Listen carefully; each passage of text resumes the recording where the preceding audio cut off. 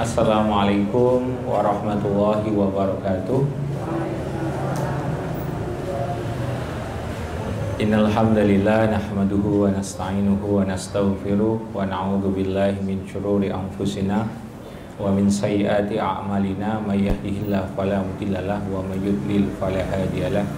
Asyhadu an la ilaha illallah wa asyhadu anna Muhammadan abduhu wa rasuluh la nabiyya wa la rasula ba'dah. Rabbi shrahli sadri wa yassirli amri wa hlul 'uqdatam min lisani yafqahu qawli.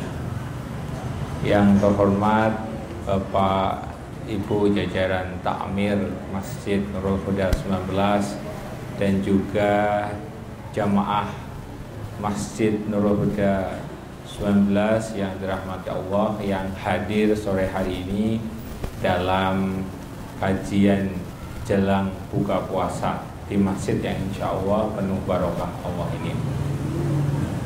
Salawat dan salam semoga Allah senantiasa curahkan kepada junjungan alam Nabi besar Nabi Muhammad Sallallahu Alaihi Wasallam, dan semoga tercurah kepada keluarga, sahabat dan umatnya hingga akhir zaman. Amin. Baik, ibu bapak yang dirahmati Allah, pekan lalu di hari Rabu kita sudah mengulas bersama bagaimana umat Nabi Lut atau yang juga dikenal dengan kaum Sodom, dan kita belajar dari apa yang pernah terjadi pada yang ditimpakan Allah pada kaum Lut, yang tentunya kita dan menghindari apa yang sudah pernah terjadi di masa lalu untuk kemudian kita tidak lakukan. Terlebih dalam Al-Quran Allah mengatakan apa yang dilakukan oleh umat Nabi Lut itu perbuatan yang belum pernah. Ya qaumi abudullah. Nah ini, dan sungguh telah kami mengutus Nabi Nuh kepada kaumnya. Lalu Nabi Nuh berkata, wahai kaumku, sembahlah Allah. Selanjutan beliau, ma'alakum min ilahin ghairuh, karena tidak ada Tuhan yang berhak disembah bagimu selain Dia. Nah, di sini kan mengajarkan tentang tauhid. Jadi ajaran syariat sebelum Nabi Muhammad sebagaimana yang kita tahu adalah mengesahkan Allah. Nah, bentuknya memang belum ada ritual-ritual seperti umatnya Nabi Muhammad. Nah, tetapi paling terpenting adalah mengesahkan Allah di situ. Nah, itu ajaan Nabi Nuh. Kemudian lanjutannya, afala yattaqun. Nah, afala tattaqun. Nah, apakah kamu mengapa kamu tidak bertakwa kepada Allah? Nah, kemudian apa yang dikatakan mereka? Apa yang dikatakan umatnya Nabi Nuh? Nah, faqalal mala'u alladzina kafaru, maka para pemuka orang kafir pada kaum Nabi Nuh ini mengatakan, ma hadza illa basyarum mislukum, dengan sombongnya mengatakan orang ini, Nabi Nuh itu di wong-wongke gitu ya. Orang ini, bahasanya ini kan berarti merendahkan sebetulnya, tidak menghormati. Secara bahasa ini kita bisa rasakan, ma hadza illa basyarum mislukum, orang ini tidak lain hanyalah seperti manusia. Ini hanya cuma manusia seperti kamu. Nah itu kata pemuka orang-orang kafir ketika diajak oleh Nabi Nuh. Yuridu ayyatafaddala alaikum, yang ingin menjadi orang yang lebih mulia dari kamu. Nah, malah dibilang begitu Nabi Nuh. Walau sya'allahu la'anzala malaikah.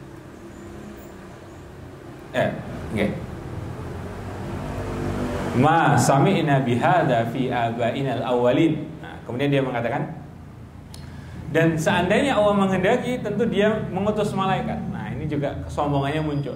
Kalau memang mau mendakwahi kami gitu kan, ya pasti Allah sudah mengutus malaikat. Ngapain mengutus orang ini? Bahasanya begitu kan, kira-kira sangat merendahkan Nabi Nuh gitu kan.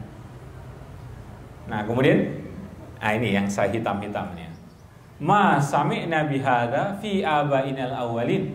Belum pernah kami mendengar seruan yang seperti ini pada masa nenek moyang kami yang terdahulu. Nah, jadi selalu yang dibawa adalah ajaran nenek moyangnya. Nenek moyang kita itu begini ajarannya.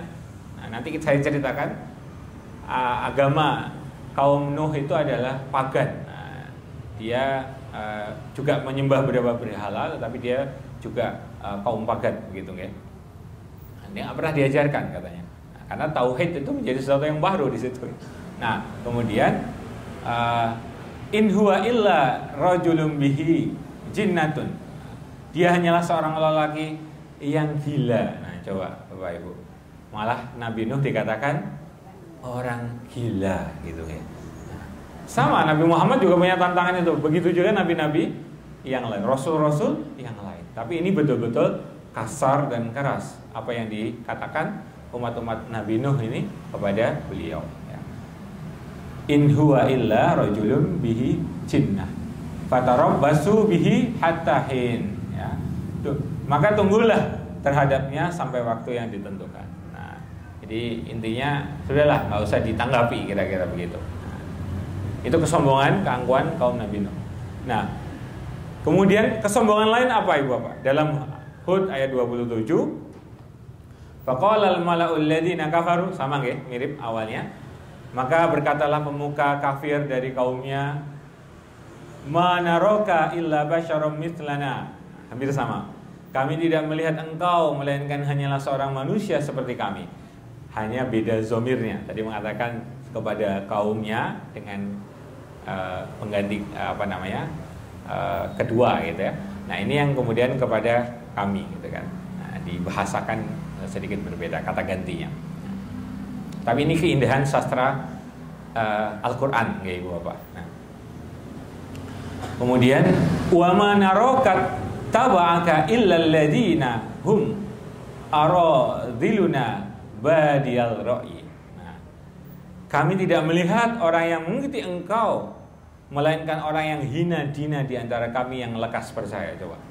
Jadi justru orang-orang pemuka kafir ini mengatakan yang mengikuti kamu Nabi Nuh itu hanya orang yang hina dina, orang yang payah gitu, orang yang mungkin orang yang rendah. Nah, orang yang kemudian dikatakan mudah lekas percaya pada ajakan kamu. Nah, jadi betapa sombongnya gitu ya. Betapa sombongnya kaum Nabi Nuh. Nah, kemudian lanjutannya wa ma nara lakum alaina min fadlin ba'da nazannukum kadzibin. Kami tidak melihat kalian memiliki suatu kelebihan apapun atas kami. Bukan kami menganggap kalian adalah para pendusta. Nah, berapa ejekan ya yang muncul dari kaum Nabi Nuh ya, saat diajak oleh Nabi Nuh. Nabi Nuh mengajak satu kalimat dijawab dengan berkalimat-kalimat yang kemudian merendahkan Nabi Nuh alaihissalam. Nah, ini kesombongan kaum Nabi Nuh. Nah, sesat dan menyesatkannya nopo Ibu Bapak. Nah, ini tampak pada ayat ke-23 dan 24 dalam surat Hud. Wa qalu la tadarunna alihatakum wa la tadarunna waddan wa la su'an wa la yaghutsa wa ya'uqa wa nasran. Dan mereka berkata, jangan sekali-kali kamu meninggalkan penyembahan Tuhan-Tuhan kamu. Nah, kesesatannya di sini. Saya tadi katakan mereka adalah penganut kaum pagan, menganut agama pagan gitu ya. Itu karena dia malah justru mengatakan jangan meninggalkan sesembahan Tuhan-Tuhan kamu. Nah, siapa sesembahannya? Nah, disebut di dalam Al-Quran, Ibu Bapak.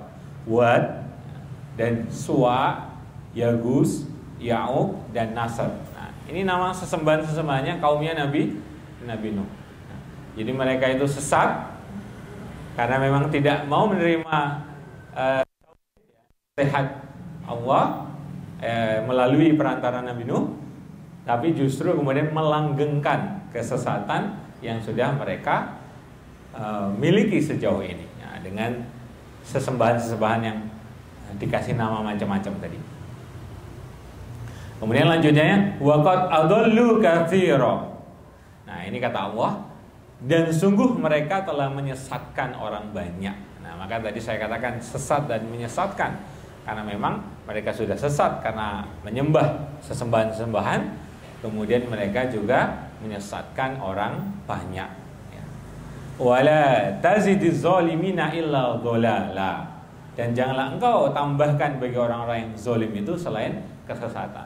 Maka kata Allah kepada kita yang membaca Al-Quran ataupun mungkin kepada Rasulullah, ya ini yang diajak bicara langsung oleh Allah adalah Rasulullah, dan janganlah engkau tambahkan bagi orang-orang yang zalim itu adalah selain kesesatan. Jadi memang ya tidak lagi yang bisa ditambahkan ya kepada mereka itu ya memang kesesatan. Labelnya itu ya sesat kan begitu. Maka ini yang kemudian tidak boleh kita ikuti ya, sesat dan menyesatkan. Tidak meyakini kebenaran Allah, tidak mengesahkan Allah dan sebagainya.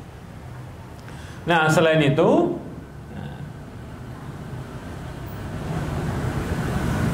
qala rabbi inni da'autu qaumi lailan wa nahara. Dia Nuh berkata, ya Tuhanku, sesungguhnya aku telah menyeru kaumku siang dan malam.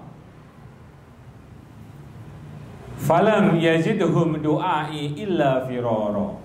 Tetapi suranku tidak menambah iman mereka, justru mereka lari dari kebenaran. Nah, ini curhat dari Nabi Nuh kepada Allah. Jadi doa Nabi Nuh kepada Allah. Nah, kemudian fa inni kallama da'autuhum litaghfira lahum. Maka sesungguhnya setiap kali aku menyuruh pada mereka untuk beriman agar engkau mengampuni mereka, ja'alu asabi'ahum fi adhanihim wastaghshaw thiyabahum. Jadi mereka justru memasukkan jarinya ke telinga dan menutup bajunya ke wajahnya. Itu simbol napa Ibu Bapak? Tidak mau mendengarkan. Betul nggih? Dan malah mengejek, malah bajunya ditutupkan. Ya, itu kan. Napa? Enggak, ranggubris gitu nggih. Silan nggih. Nah, dan mereka tetap mengingkari dan sangat menyombongkan diri. Nah, ini. Jadi ini gambaran mereka menolak seruan tauhid kepada Allah. Nah, dia sangat sombong, mengingkar dan mengejek. Nah, kira-kira begitu. Nah, lalu berikutnya, bagaimana seruan Nabi Nuh kepada kaumnya? Nah, di sini bagaimana bentuk dakwah, upaya semaksimal mungkin Nabi Nuh mengingatkan kaumnya. Nah, saya bacakan artinya saja karena nasnya terlalu kecil, teksnya maksud saya. Nah, dan dia memperbanyak harta dan anak-anakmu. Nabi Nuh mengatakan, kamu itu, wahai kaumku, kamu itu sudah diberikan Allah harta, anak-anakmu juga diberikan, tambah, anakmu juga bertambah, dan mengadakan kebun-kebun untukmu dan mengadakan sungai-sungai untukmu. Kamu juga sudah diberikan kebun-kebun dan sungai-sungai untukmu. Nah, saya beri informasi bahwa nanti saya tunjukkan petanya. Jadi Nabi Nuh ini diutus Allah ke satu tempat yang kita kenal dengan Mesopotamia lama. Nah, ini berada di antara dua sungai, Eufrat dan Tigris. Sekarang ada di wilayah negara Irak. Lebih dekatnya dekat dengan kota Basrah. Kalau dari Baghdad masih agak jauh, kalau Baghdad agak di tengah, kalau Basrah ini agak mepet di laut. Nah, jadi betul ya, apa yang ditulis oleh diwahyukan Allah ini betul gitu kan. Karena memang kaum Nuh itu ditaruh atau berada di satu tempat yang sangat subur. Nah, maka Nabi Nuh mengatakan kamu itu sudah diberikan Allah tempat yang subur, kebun-kebun yang baik, sungai-sungai yang mengalir. Artinya kalau dulu di padang pasir itu kan mayoritas Timur Tengah itu kan padang pasir itu sangat tergantung dengan sungai, dengan danau dan sebagainya. Nah, wadi dan sebagainya. Nah, itu kalau nggak ada, pasti tidak ada kehidupan. Nah, maka disinilah Nabi Nuh mengingatkan kaumnya, kamu tuh harusnya bersyukur. Gitu kan. Nah, maka kemudian dikatakan, mengapa kamu tidak takut pada kebesaran Allah? Nah, sudah diberi nikmat, kok nggak takut pada kebesaran Allah?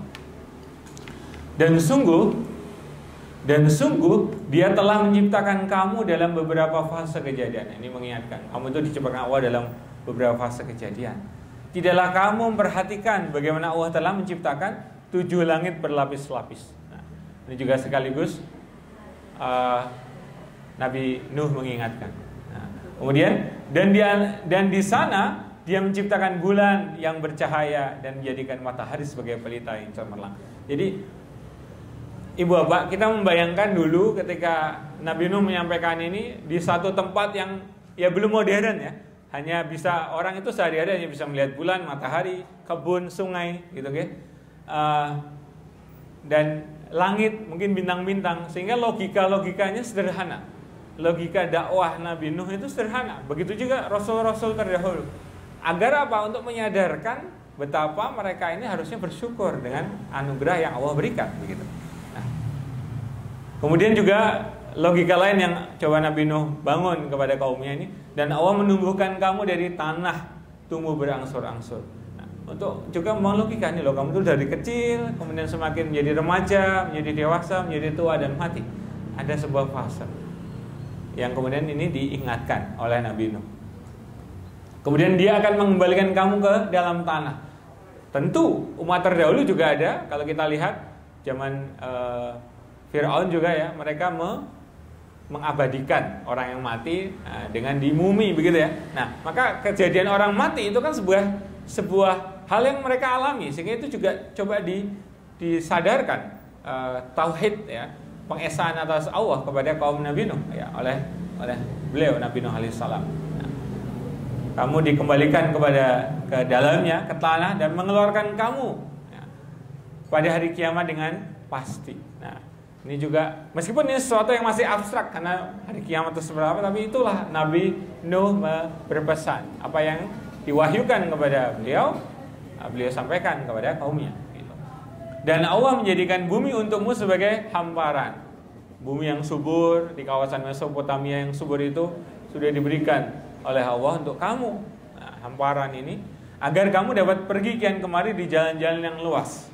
Nah, kita tahu bahwasanya Mesopotamia, Baghdad, dan banyak kota-kota lain di Timur Tengah yang tua itu adalah sudah terbangun jalur-jalur perdagangan. Nah, artinya itu semua adalah apa? Nabi Nuh mengingatkan, kamu harus bersyukur, tidak justru ingkar kepada Allah, tidak malah melakukan atau menyembah ya sesembahan-sesembahan yang mengingkari ya tauhid Allah. Betapa luar biasanya keikhlasan Nabi Nuh dalam berdakwah. Ibu Bapak, tergambar dalam surat Hud ayat 9. Wa ya qaumi la as'alukum alaihi malan in ajriya illa 'ala Allah. Nah, ini luar biasa. Kata-kata ini luar biasa. In ajriya illa 'ala Allah. Dan wahai kaumku, aku tidak meminta harta kepada kamu sebagai imbalan seruanku. Imbalanku hanyalah dari Allah. Ini luar biasa. Beliau ikhlas mengajak kaumnya, gitu ya. Wa ma ana bitaridil ladina amanu, dan aku sekali-kali tidak akan mengusir orang yang telah beriman. Innahum mulaku rabbihim walakinni arakum qauman tajhalun. Sungguh mereka akan bertemu dengan Tuhannya, dan sebaliknya aku memandangmu sebagai kaum yang bodoh. Nah, ini adalah justru kesabaran dan keikhlasan Nabi Nuh dalam berdakwah. Mengingatkan kamu tuh kelak akan kembali kepada Allah ya. Dan justru apa yang kamu lakukan ini bentuk sebuah kejahiliahan. Nah, sebuah kebodohan. Nah, begitu.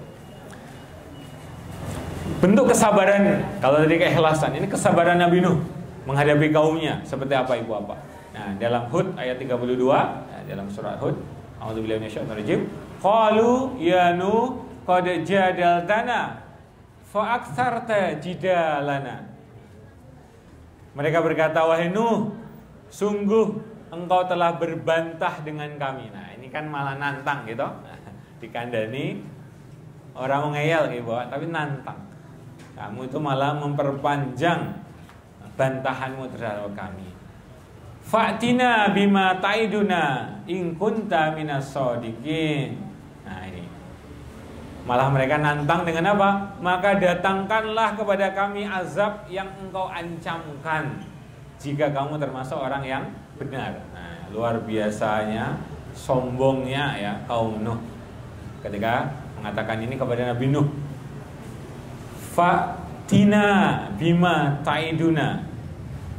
Datangkanlah apa yang kamu ancamkan, azab Allah yang kamu ancamkan.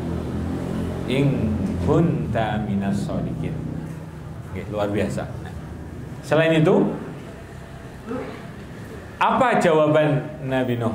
Nah, ini bentuk kesabaran Nabi Nuh. Qala innama ya'tikum bihillah. Nabi Nuh mengatakan, hanya Allah yang akan mendatangkan azab kepadamu. Insya'a wa ma antum bimu'jizin. Jika dia menghendaki. Dan kamu tidak akan dapat melepaskan diri. Nabi Nuh mengatakan, hanya Allah yang bisa memberikan azab jika Allah menghendaki, ya. Dan kamu pasti tidak akan bisa melepaskan diri dari azab Allah, ya. Kemudian, nah ini bentuk ngerantes hatinya Nabi Nuh, kira-kira begitu. Wala tanfa'ukum nushi in aradtu an sohalakum in kana Allahu yuridu ay yughwiyakum. Dan nasihatku tidak akan bermanfaat bagimu sekalipun aku ingin memberi nasihat kepadamu kalau Allah hendak menyesatkan kamu. Nah, ini luar biasa apa yang Nabi Nuh sampaikan. Maka nasihatku tidak akan bermanfaat bagimu sekalipun aku ingin memberi nasihat kepadamu, kecuali Allah memang mau memberi hidayah. Nah, di sini kata Nabi Nuh, kalau Allah hendak menyesatkan kamu. Nah, luar biasa, sangat sastrawi ya Al-Quran ini. Huwa rabbukum wa ilaihi turja'un. Dia adalah Tuhanmu dan kepadanya lah kamu dikembalikan. Nah, ini yang bisa Nabi Nuh sampaikan kepada kaumnya ketika justru ditantang untuk memberikan azab. Dan Allah pun memberikan hiburan kepada Nabi Nuh pada surat Hud ayat 36. Wa uhiya ila Nuh annahu la yu'mina min qaumika illa man qad amana. Nah, ini yang terpenting. Fala tabta'is bima kanu yaf'alun. Dan diwahyukan kepada Nuh, ketahuilah jika akan beriman di antara kaummu kecuali orang yang benar-benar beriman saja. Tidak akan beriman di antara kaummu kecuali orang yang benar-benar beriman saja.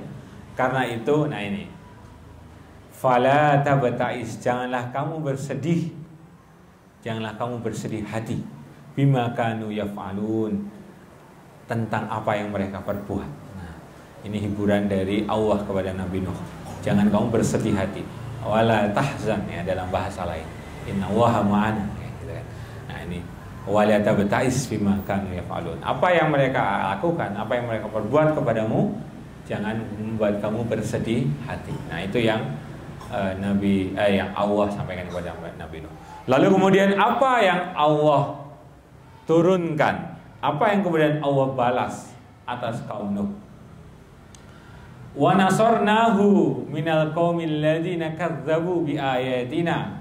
Dan kami telah menolongnya dari kaum yang telah mendustakan ayat kami. Ini juga sebenarnya jawaban dari doa Nabi Nuh yang ingin diselamatkan dari kaum yang zalim ya dan mendustakan ayat-ayat Allah. Innahum kanu qaumum saw. Sesungguhnya mereka adalah kaum-kaum yang jahat. Fa aghraqnahum ajma'in. Nah, ini apa balasan Allah, apa hukuman yang Allah berikan? Maka kami tenggelamkan mereka semuanya. Tidak sekedar seperti Bu Susi ya. Bu Susi saya tenggelamkan yang nggak makan ikan. Nah, ini Allah ini yang mengancam, saya tenggelamkan semuanya ya. Maka orang yang ingkar ditenggelamkan beneran gitu ya. Ini benar-benar ditenggelamkan. Fa aghraqnahum ajma'in. Lalu bagaimana proses ditenggelamkan? wasna'il fulka bi'ayunina. Nah, sebelumnya dimulai dengan perintah Allah untuk buatlah kapal itu dengan pengawasan dan petunjuk dan wahyu kami. Bukan sekedar kapal kecil enggak Ibu Pak. Mungkin fulkon ini diterjemahkan sebagai bahtera, ya. Bahtera, kapal besar. Kemudian, dan janganlah engkau bicara dengan aku tentang orang-orang zalim, sesungguhnya mereka itu akan ditenggelamkan. Maka Allah mengatakan cukup, mereka sudah nggak bisa diingatkan, kira-kira begitu. Dan mereka akan segera ditenggelamkan. Lalu kemudian Nabi Nuh, wa yasna'ul fulk. Yasna' ini kembali kepada Nabi Nuh. Maka mulailah Nabi Nuh membuat kapal. Nah, ini dia. Setiap kali pemimpin kaumnya berjalan melewati Nabi Nuh dan pengikutnya yang sedikit itu, yang membuat kapal di tengah padang pasir yang panas, mereka mengejek. Dia berkata, qala intas kharu minna fa inna naskharu minkum kama naskharun. Apa jawaban Nabi Nuh? Jika kamu mengejek kami, maka kami pun akan mengejekmu sebagaimana kamu mengejek kami. Artinya nanti tunggu saja balasan Allah dan nanti kamu akan terhina, gitu ya, kira-kira. Kemudian fasaufa ta'lamun may yatihi adzabu yukhzihi wa yahillu alaihi adzabu muqim. Maka kelak kamu akan mengetahui siapa yang akan ditimpa azab yang menghinakan dan siapa yang akan ditimpa azab yang kekal. Nah ini proses awal Allah menghukum kaum Nuh dengan dimulai dengan perintah untuk membuat kapal, yang kemudian Nabi Nuh menaati perintah Allah meskipun diejek oleh kaumnya karena memang nggak masuk akal. Di Mesopotamia yang memang agak dekat laut, tetapi sebenarnya tidak terlalu dekat laut, padang pasir, panas, kering, kok orang buat kapal? Nah, gitu. Nah, kemudian bagaimana awal mula banjir besar sepanjang sejarah manusia itu datang? Hatta idza jaa amruna wa farat tanur, hingga apabila perintah kami datang dan tanur ataupun dapur, ya, jadi kompor-kompor di dapur orang lama, ya, kalau kita ingat di zaman di rumah-rumah simbah-simbah terdahulu pakai tungku gitu kira. Nah, air itu muncul dari tungku-tungku itu. Nah, faratan nur kul nahmil fiha min kulli zaujain itsnain. Kami berfirman, muatkanlah ke dalam kapal itu dari masing-masing hewan sepasang, jantan dan betina. Wa ahlaka illa man sabaqa alaihi, dan juga keluargamu kecuali orang yang telah terkena ketetapan terdahulu. Wa man amana, dan orang-orang yang beriman. Wa ma amana ma'ahu illa qalil. Nah, ternyata orang yang beriman kepada Nuh itu Nabi Nuh sangat sedikit. Nah, jadi perintah Allah ini adalah memang maka muatkan, masukkan ke kapal itu masing-masing hewan sepasang. Apa hikmahnya Ibu Bapak? Ini luar biasa kalau kita renung-renungkan. Bahkan para ahli juga menentukan luar biasa. Banjir besar saat itu yang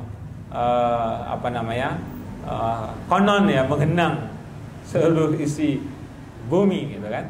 Nah, itu sebetulnya kenapa hikmah? Karena Allah meminta Nabi Nuh untuk membawa hewan sepasang. Itu dalam rangka tetap menjaga spesies itu kehidupan setelah banjir itu surut. Jadi tetap hewan-hewan itu bisa berkembang biak kembali, nah, untuk kehidupan manusia kembali. Nah, luar biasa. Dan juga keluarga, tetapi juga diberi catatan kecuali orang yang telah terkena ketetapan. Ada beberapa orang yang ingkar. Nah, termasuk nanti kita ceritakan singkat anaknya Nabi Nuh, ya, yang tidak mau mengikuti ayahnya. Kemudian ternyata orang yang beriman sedikit Ibu Bapak, ya. Dan kemudian berkata, irkabu fiha bismillahi majreha wa mursaha. Maka dia berkata, naiklah kamu semua ke dalamnya dengan menyebut nama Allah. Ini Nabi Nuh katakan kepada kaumnya, pada waktu berlayar dan berlabuhnya, inna rabbi laghafurur rahim, sesungguhnya Tuhanku maha pengampun lagi maha penyayang. Nah, irkabu bismillahirrahmanirrahim, ini yang kemudian dipakai untuk doa naik kendaraan, ya, terutama kendaraan di air. Kemudian, nah ini kira-kira gambaran, meskipun mungkin ini orang mengilustrasikan, kira-kira Bahtera Nuh itu seperti itu, orang ditenggelamkan, yang mungkin orang nggak punya logika, kok bisa di padang pasir tiba-tiba air muncul, kemudian air menggenang dan semakin tinggi gunung-gunung pun tergenang air. Nah ini luar biasa. Ini kira-kira gambarannya. Dan bagaimana percakapan Nabi Nuh kepada anaknya? Nah ini, karena sudah semakin mepet, saya langsung bacakan terjemahnya saja. Dan kapal itu berlayar membawa mereka ke dalam gelombang laksana gunung-gunung. Gelombangnya tinggi, laksana gunung-gunung, dan memang melewati banyak gunung-gunung, ya, ketinggian air itu. Dan ini juga sudah dibuktikan oleh banyak ahli arkeologi. Baik. Dan Nuh memanggil anaknya ketika anak itu berada di tempat yang terpencil, wahai anakku, naiklah ke kapal bersama kami dan janganlah engkau bersama orang-orang kafir. Nah, sampai di sini dulu. Ini ajaan Nabi Nuh kepada anaknya yang ternyata anaknya tidak menuruti. Nah, seperti apa kisahnya? Insya Allah kita lanjutkan pekan depan. Ngaten nggih, Bapak. Semoga yang sedikit ini bermanfaat, kita bisa ambil hikmah dari kisah Nabi Nuh ini. Mohon maaf jika ada banyak kekurangan. Kita tutup. Assalamualaikum warahmatullahi wabarakatuh.